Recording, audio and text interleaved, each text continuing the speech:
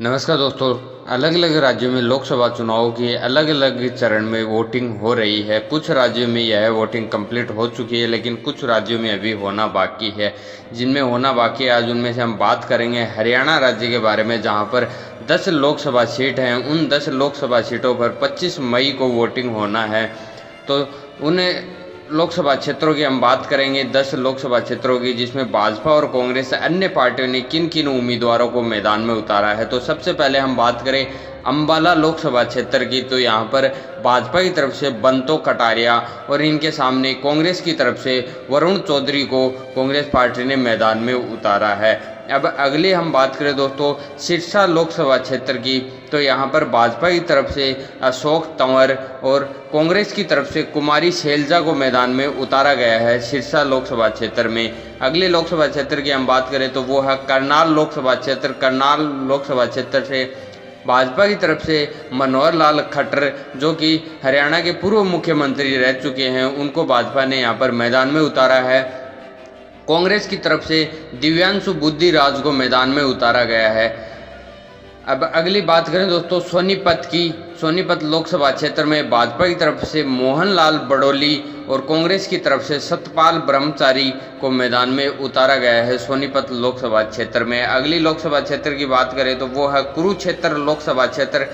कुरुक्षेत्र में हम बात करें तो भाजपा की तरफ से नवीन जिंदल को मैदान में उतारा गया है। नवीन जिंदल, जो कि कुछ टाइम पहले कांग्रेस से भाजपा में शामिल हुए थे, उन्हें भाजपा पार्टी ने यहाँ पर मैदान में उतारा है। और यहाँ पर इनेलो से, यानी कांग्रेस पार्टी के साथ गठबंधन है, तो यहाँ पर अभय चौटाला को मैदान में उतारा गया है। और आम आदमी पार्टी से यहाँ पर सुशील गुप्ता को मैदान में उतारा गया है। इस कुरुक्षेत्र लोकसभा क्षेत्र में कांग्रेस पार्टी ने इनेलो से गठबंधन कर रखा है, इस वजह से यहाँ पर अभय चौटाला को मैदान में उतारा गया है, किसी कांग्रेस पार्टी उम्मीदवार को ना उतारकर। अगली लोकसभा क्षेत्र है हिसार लोकसभा क्षेत्र। यहाँ पर भाजपा की तरफ से रणजीत चौटाला और कांग्रेस यानी गठबंधन इनेलो से सुनैना चौटाला और जेजेपी पार्टी से जननायक जनता पार्टी से नैना चौटाला को मैदान में उतारा गया है। अगले हम बात करें दोस्तों रोहतक लोकसभा सीट की, तो यहाँ पर भाजपा की तरफ से अरविंद कुमार शर्मा को मैदान में उतारा गया है भाजपा की तरफ से। और कांग्रेस की हम बात करें तो कांग्रेस के यहाँ पर दीपेंद्र सिंह हुड्डा को मैदान में उतारा गया है, जो कि हरियाणा राज्य में कांग्रेस के कद्दावर नेता माने जाते हैं। अब देखना यह है कि रोहतक लोकसभा क्षेत्र में इन दोनों में से कौन सा उम्मीदवार है जो अपनी सीट निकाल सकता है। अगली लोकसभा क्षेत्र की हम बात करें तो वो है भिवानी महेंद्रगढ़ लोकसभा क्षेत्र।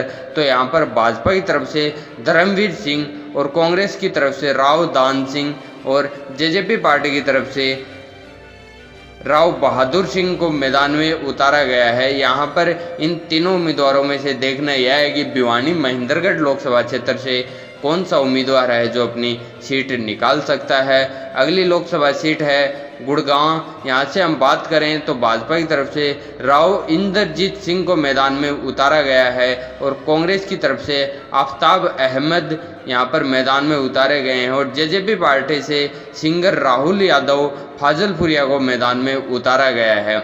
यहाँ पर भी गुड़गांव में भी त्रिकोणीय मुकाबला है। अब देखना यह है कि इन तीनों उम्मीदवारों में से कौन सा उम्मीदवार यहाँ पर बाजी मार सकता है। अगली लोकसभा सीट है फरीदाबाद लोकसभा सीट। यहाँ पर भाजपा की तरफ से कृष्णपाल गुर्जर को मैदान में उतारा गया है, वहीं कांग्रेस की तरफ से महेंद्र प्रताप को और जेजेपी पार्टी की तरफ से अनिल हुड्डा को मैदान में उतारा गया है। फरीदाबाद लोकसभा क्षेत्र में भी मुकाबला है, वह है त्रिकोणीय मुकाबला है। इन तीनों उम्मीदवारों में से कौन सा उम्मीदवार बाजी मार सकता है फरीदाबाद लोकसभा क्षेत्र से।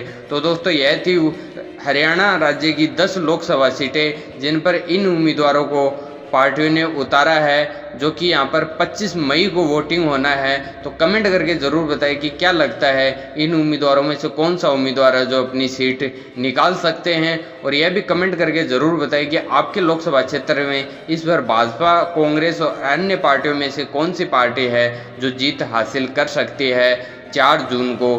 तो दोस्तों अगर आपको जानकारी अच्छी लगी तो वीडियो को शेयर करें, और आपने अभी तक हमारे YouTube चैनल को सब्सक्राइब नहीं किया है तो प्लीज़ सब्सक्राइब करें। धन्यवाद।